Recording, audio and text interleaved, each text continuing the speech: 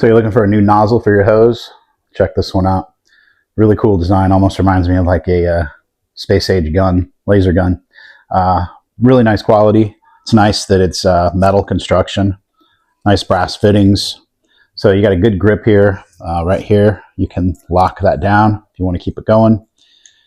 You got a good amount of twist and spin here, which I'm going to show you how this sprays in a minute. I just want to show you what you get in the box here and the nice heavy duty construction of this nozzle. So you're going to receive a washer in there. You're also going to receive 2 washers and your Teflon tape to go ahead and keep any leaks from happening when you attach this to a hose. Always great to use Teflon tape, man. It's just a great thing. It's nice that they include this.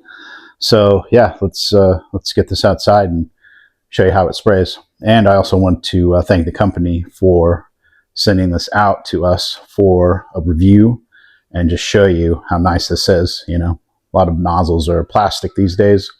It's a nice metal one. So let's see how this sprays. All right, so we got the nozzle hooked up.